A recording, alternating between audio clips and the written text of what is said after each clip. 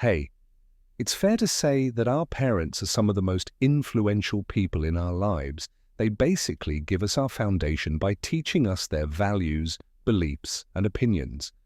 However, it's a new ballgame if one or both of your parents happen to be narcissistic, because it's all about the narcissist. Instead of teaching you, it's more like forcing their beliefs on you.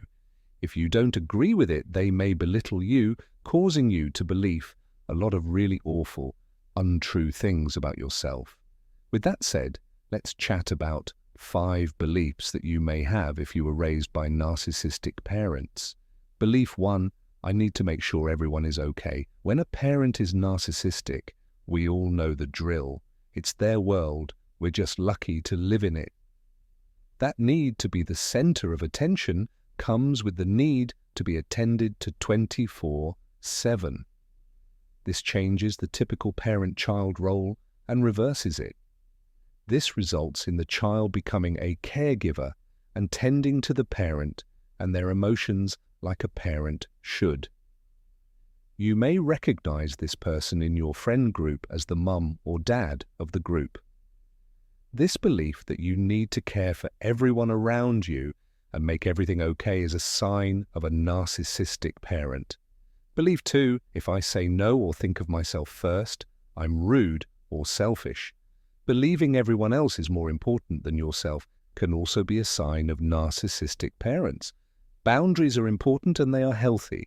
However, if they do not benefit a narcissistic parent, they will do whatever they can to either get you to drop that boundary or they might ignore it altogether. To get you to drop the boundary, the narcissistic parent may call you names like selfish, rude, or even ask you how you could do that to them. An example would be a narcissistic parent asking you to lend them money, but when you say you don't have any extra, they tell you you're selfish and ungrateful. They might even throw in the ever-popular, but I raised you. You're not selfish or ungrateful. You let your parent know you didn't have any extra this paycheck. And that is okay? Belief 3, I need to go above and beyond for people to like or stay with me. When you're raised by a narcissist, they may put value on you for what you do, not who you are. For example, your parent may praise you and how you get all A's in class to other parents. They're not saying how proud they are of your intelligence. They're saying they're proud of you for performing well and making them look good. As we grow older, this belief that we're valued for our accomplishments turns into perfectionism or even an unhealthy attachment style in future romantic relationships. You are not loved for what you do, you're loved for who you are. This belief that you're only good when doing is from your narcissist parent. Belief 4, if I don't make myself exactly like them, I'm wrong.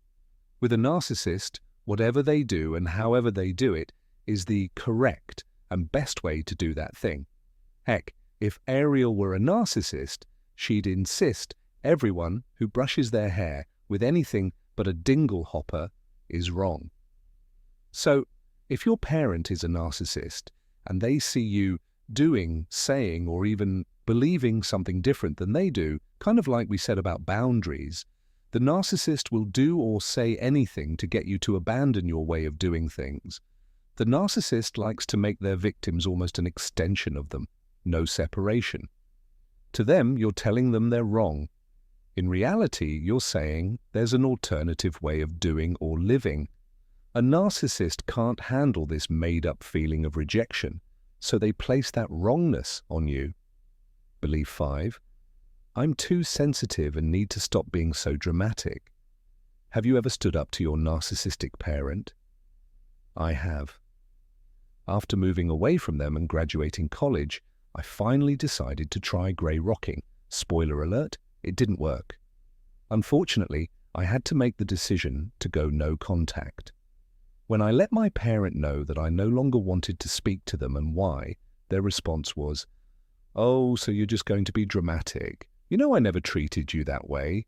You're making things up so people have pity on you. Stop lying to people. Stop what you're doing and listen." you are not being dramatic. Sure, they may ground you every now and then, but there is a difference between parenting and emotional abuse. This is again your parents' feelings of rejection coming up and them not being able to cope with it.